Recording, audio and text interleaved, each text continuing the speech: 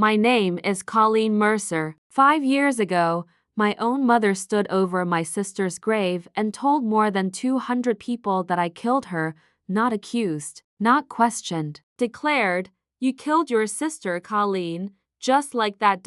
No trial. No evidence, no hesitation, and the worst part wasn't the words. It was the silence afterward. My father said nothing. My brother said nothing. Nobody defended me. In a single sentence, my family erased me and replaced me with a version of me they could live with. For 1,847 days, I carried a death that wasn't mine. Then, this February, my mother texted me for the first time in 5 years, "Dad is in the ICU. They say he has 24 to 48 hours left. If you don't come, that's on you."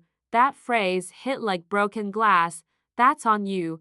Same words she used after Sophie died.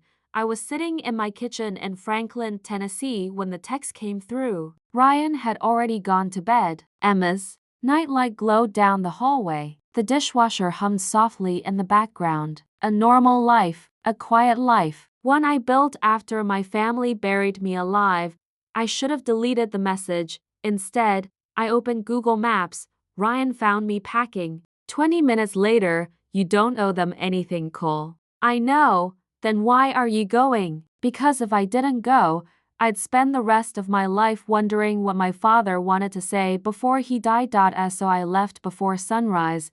Emma was still asleep when I kissed her forehead goodbye. She was 4 years old. She had never met my parents. She didn't even know they existed. The drive from Tennessee to Ohio felt longer than 6 hours. Every mile north felt like driving backward through my own life. By the time I reached Riverside Medical Center, my stomach was in knots. My mother was waiting outside the ICU. She looked older, smaller somehow, but her eyes were exactly the same, cold, controlled, certain. "You're late," she said. "You said 48 hours. I got here in 10. She ignored that. "Your father was medicated last night. If he says anything strange, don't read into it." That was the moment I knew something was wrong. Not grief wrong, fear wrong. The ICU smelled exactly the way it had 5 years earlier when they told me Sophie was dead. Same antiseptic air, same fluorescent lights, same feeling that something irreversible had already happened before I arrived. My father barely looked like himself. He'd always been this broad-shouldered mechanic with oil-stained hands and a voice that filled rooms. Now he looked fragile beneath white sheets and ventilator tubing, but when he saw me, his eyes sharpened, like he'd been waiting. He motioned me closer. "Hi, Dad," I whispered. The door opened behind me. My mother stepped inside immediately. "Don't tire him out, Colleen." My father turned his head toward her and mouthed one word, "Out." Even the nurse noticed it. After my mother left, my father reached under his pillow with shaking hands and pulled out a small brass key. Tarnished edges, tiny engraved number. He pressed it into my palm. I looked down at it. "What is this?" He struggled against the ventilator, motioning desperately toward the nurse. She adjusted the tube just long enough for him to force out a few broken words. "Box to 114, 5th 3rd, Hendersonville branch." Then he grabbed my wrist with surprising strength and whispered 5 words that shattered my entire life. "You weren't driving, Colleen."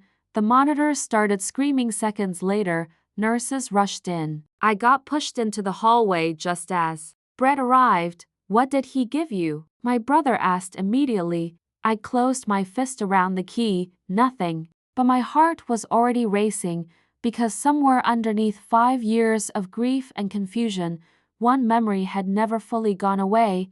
Sophie's voice. "Brett, you're going too fast." The night Sophie died had started at my parents' lake house near Buckeye Lake in September 2020. My brother Brett had been drinking all evening. Beer first, then whiskey. The usual family pattern everyone ignored because confronting Brett always caused problems.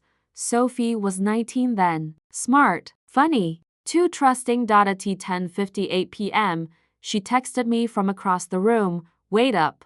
I don't want to ride with Brett driving. He's been drinking. I texted back immediately. I'll sit up front with him. You take the back. That was the last message she ever sent me. We left the lake house a few minutes later. Brett insisted on driving. I should have fought him harder. I know that now, but I was tired, and Brett had always been the kind of person who pushed until everyone gave in. We stopped at a Speedway gas station on Route 37. Brett bought cigarettes even though he didn't smoke. Sophie bought Skittles. I pumped gas, then we got back in the car exactly the same way we'd arrived. Brett driving. Me passenger seat, Sophie behind him. I remember the music being too loud. I remember Sophie saying, "Brett, slow down," then headlights, impact, blackness. When I woke up 3 days later in the hospital, my mother and Brett were standing over me. "Do you remember what happened?" My mother asked. "Where's Sophie?" The look on her face answered first. She didn't make it. Everything inside me collapsed. Then Brett said the sentence that changed my life. "You were driving, Colleen." I stared at him. "No, I wasn't. You don't remember because of the concussion," my mother said calmly. "The doctor said memory gaps are normal." I wanted to argue, but my head felt shattered. Every memory was broken glass, and they sounded so certain. The police report listed me as the apparent driver. Brett's fiancée, Leah, told detectives I'd insisted I was okay to drive. Nobody questioned it, not publicly anyway. My father visited me once in the hospital. 8 minutes total. I don't remember driving. I told him. He wouldn't meet my eyes. The doctor said memory gaps are normal. Then he left. Looking back now, I realize he already knew the truth. Sophie's funeral was worse than the crash. 200 people. Closed casket. Pink roses. I sat in the back row feeling like an intruder at my own sister's burial. At the graveside, rain started falling while the pastor spoke.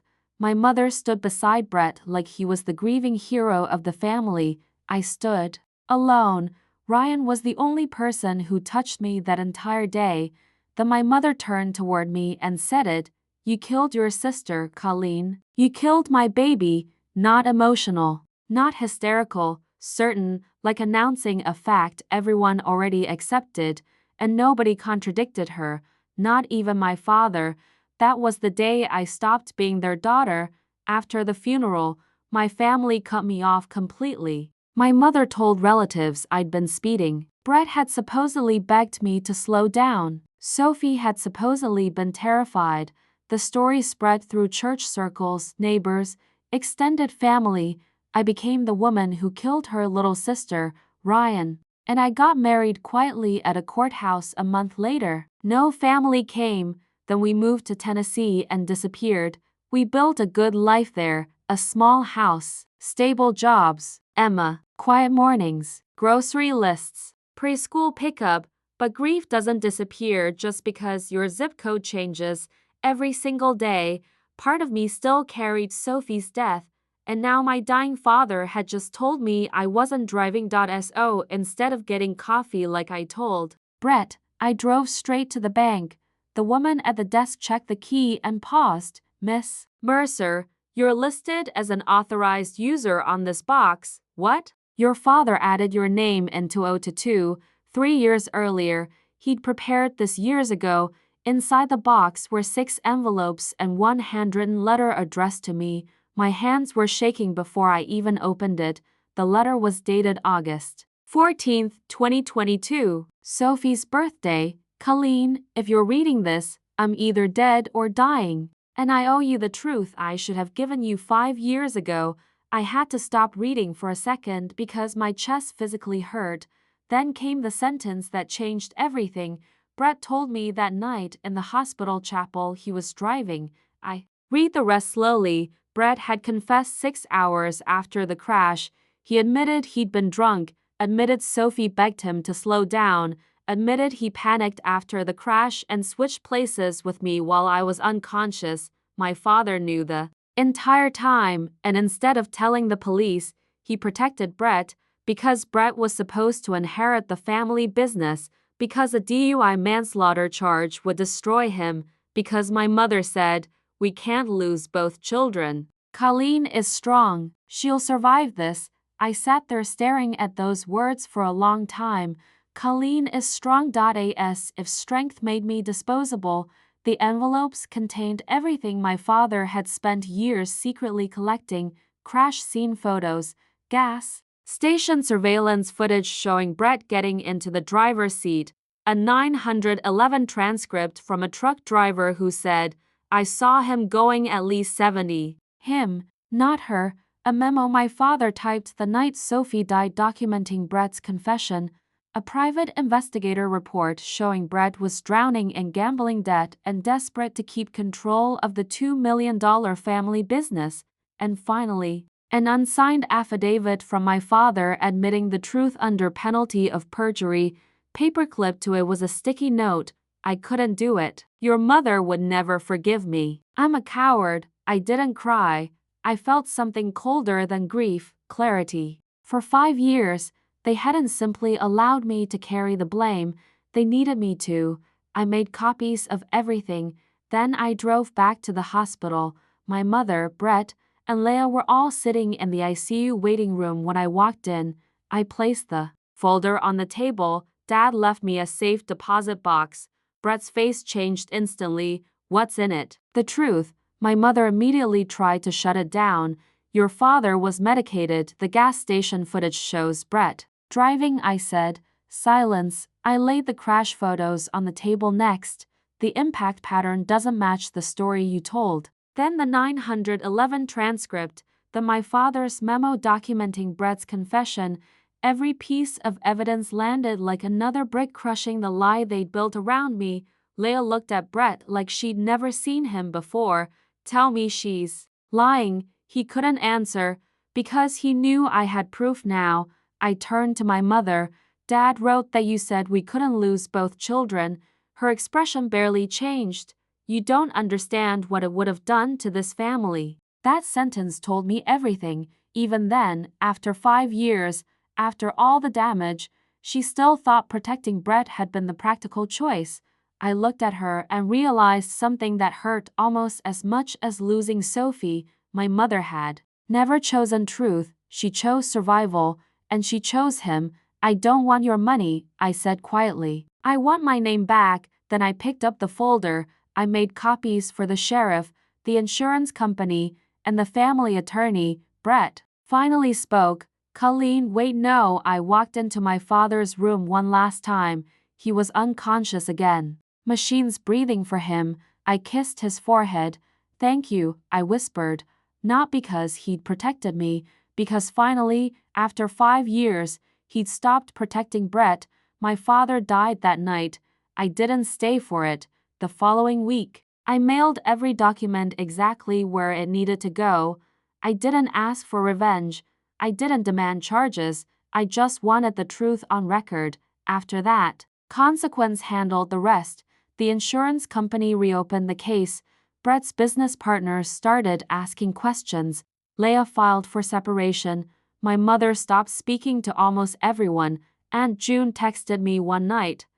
The whole family is falling apart. But you did the right thing. The strange thing was, I didn't feel victorious. I felt lighter, like I'd finally put down something I was never supposed to carry. A few weeks later, on Sophie's birthday, I drove back to Ohio one last time. I went alone to her grave. Section C. Plot 47. I brought daisies because they were her favorite. Emma had drawn a picture that morning. A rainbow and 2 stick figures holding hands. She wrote for Aunt Sophie across the top in crooked letters. I placed it beside the flowers and knelt in the grass. For 5 years, I hadn't been allowed to grieve my sister properly because I'd been too busy defending myself against her death. But now the truth finally had somewhere to stand. I'm sorry it took me this long to come back, I told her softly. And I'm sorry I let them convince me it was my fault. The wind moved through the cemetery trees. It was never me, Sophie. For the first time in 5 years, I felt grief without guilt attached to it. Clean grief, real grief.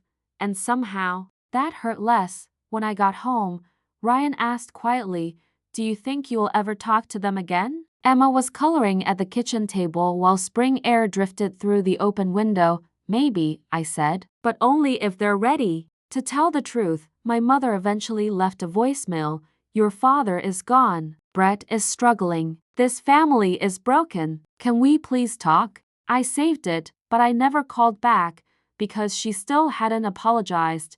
And I finally understood something important. The door belongs to me now. For 5 years, my family decided who I was, the daughter who killed Sophie, the problem child, the sacrifice, but the truth changed that. My father couldn't be brave when I needed him most. But before he died, he finally gave me the tools to be brave for myself, and now, when I sit on my porch in Tennessee watching Emma ride her bike while Ryan grills dinner in the backyard, I understand something I didn't understand 5 years ago. They erased me, but I survived it, and the life I built after they buried me is stronger than the lie they used to destroy me. For 5 years, I carried a death that wasn't mine. Now I only carry the truth, and that's a weight I can live with.